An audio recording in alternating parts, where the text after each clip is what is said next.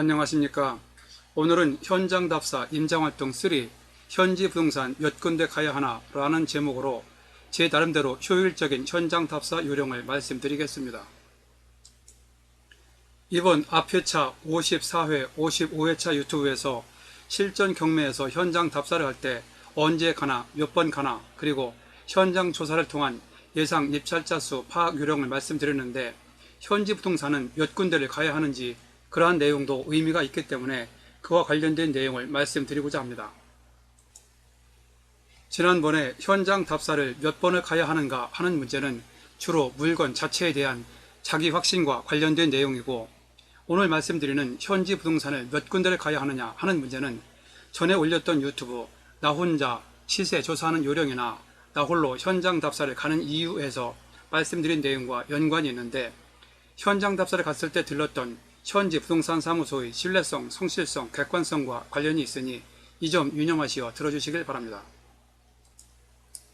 현장 답사는 전에도 말씀드린 바가 있지만 저 같은 경우 현지에서 모르는 것, 새로운 것을 알려고 가는 것도 있지만 그것보다는 답사 전에 미리 서류 검토나 국토부, 실거래 주회 등을 통해 시세나 수익을 어느 정도 사전에 파악한 후 과연 그것이 맞는지 여부를 현장에서 확인하는 목적이 큰 경우가 많습니다. 그러므로 현장 답사는 미리 철저한 준비를 하고 가야 하고, 그냥 아무런 준비 없이 번지만 알고 가는 현장 답사와는 성과면에 있어서 상당한 차이가 있다고 생각합니다.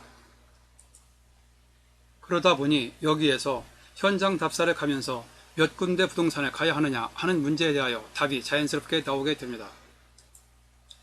요즘에는 과포화라고 할 정도로 부동산 사무소가 많기 때문에 현지 부동산의 경우도 어떤 부동산 사무소를 들어가느냐에 따라 똑같은 물건이라도 상담 결과가 차이나는 경우가 있게 됩니다.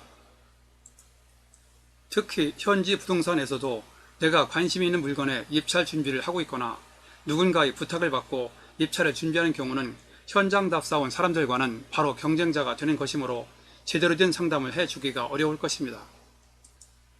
만일 여러분이 현지에 가서 그런 부동산에 들어갔다가 현지 부동산 사장이 여러분을 경쟁자로 의식하여 가격, 수요 등을 사실과 다르게 얘기한 경우, 그런 부동산의 말을 그대로 믿고 입찰했을 때 그 결과는 과연 어떨까요?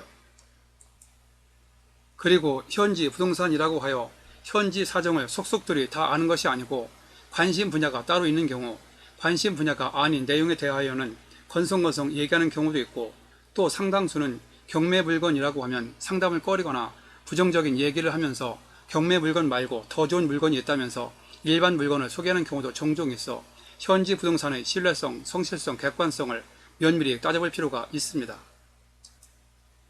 그러므로 지난번에 현장 답사를 몇 번을 가야 하나 라는 내용을 얘기할 때도 몇 번이라고 단정을 짓기보다는 궁금한 것이 있으면 그것이 해소되고 입찰 들어가도 되겠다는 자기 확신이 들 때까지 답사를 하라고 말씀드렸었는데, 이와 마찬가지로 현지 부동산을 몇 군데를 가야 하나 라는 질문에 대하여도 본인이 시세, 수익 등 사전에 조사한 내용이 합리적으로 신뢰가 가고 낙찰이 되든 안 되든 객관적으로 성실하게 상담해주는 부동산을 만날 때까지 답사를 해야 합니다. 그러기 위해서는 좀 전에 말씀드린 대로 답사를 떠나기 전에 인터넷 등을 통해 시세, 예상 수익 등을 미리 꼼꼼하게 파악을 하고 경매 물건이라는 사실을 미리 얘기하면서 구체적으로 솔직하게 터놓고 얘기를 하는 것이 무엇보다 중요합니다. 물어보는 입장에서 경매 물건임을 속이고 묻거나 추상적으로 어느 아파트 시세 어때요? 라는 식으로 막연하게 묻기보다는 여기 무슨 아파트 몇 동 몇 호 경매 나왔는데 아시죠? 만약 제가 낙찰받는다면 얼마에 팔아줄 수 있나요? 라는 식으로 구체적으로 상생하는 차원에서 원하는 바를 물어봅니다. 그러면 현지 부동산의 입장에서도 막연하게 물어보는 사람은 그냥 떠보는 경우도 많다 보니 대충대충 얘기할 수도 있으나, 구체적으로 물어보는 사람은 소신도 있어 보이고 성실하게 대해주면 낙찰이 된 경우 가망 고객이 될 수 있으므로 보다 더 성실하게 상담을 해줄 것입니다. 그리하여 현장 답사를 할 때 몇 군데 부동산에 가야 하는지에 대하여는 미리 조사한 시세, 수익 등과 비교하여 신뢰할 만한 느낌이 올 때까지 방문을 하면 됩니다. 그리고 이러한 느낌이 빨리 오게 하려면 시세, 수익 등 철저한 사전 조사가 매우 중요하다고 다시 한번 말씀드립니다. 이런 식으로 답사를 하면 굳이 여러 군데 부동산을 안 가고 한두 군데만 가보고도 충분한 답사가 될 수 있습니다. 그렇지 않고 사전 조사 없이 현지 부동산의 얘기에만 의존하게 되면 상담을 하면서도 상담 내용이 맞는지 안 맞는지 알 수도 없고 부동산에서 얘기해주는 대로 메모만 빼곡히 하게 됩니다. 더군다나 가는 부동산마다 상담 내용에서 차이가 나면 입찰 여부를 전면적으로 다시 검토를 해야 하는 경우도 있을 뿐만 아니라 그런 경우는 입찰 여부에 대한 확실성 부족으로 나중에 알고 보니 괜찮은 물건이었는데 입찰을 포기했던 경우도 발생하기 쉬우므로 현지 부동산의 말만 무조건 믿을 것은 아니라고 생각합니다. 오늘은 현장 답사를 할 때 몇 군데 부동산을 가야 하나 라는 내용으로 나름대로 제 생각을 말씀드렸습니다. 참고로 이번 회차 관련 유튜브를 안내해 드리니 시간 날 때 들어보시기 바랍니다. 바로 이번 유튜브 앞회차 54회차에서 현장 답사 임장활동 언제 가나 몇 번 가나 효율적인 현장 조사 요령, 55회차 현장 답사 임장활동 예상 입찰자 수 파악하는 요령에서 현장 답사 시기, 횟수, 예상 입찰자 수 파악하는 요령을 말씀드렸습니다.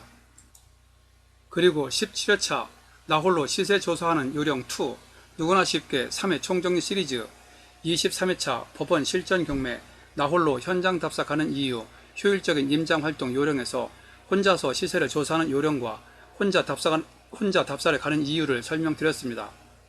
아래에 링크로 연결해 놓았으니 클릭하시면 바로 보실 수 있습니다.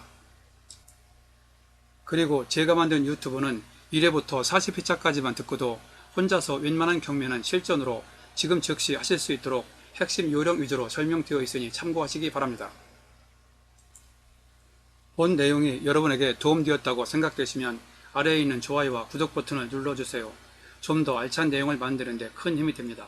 참고로 구독은 무료입니다. 감사합니다. 그럼 다음에 또 뵙죠.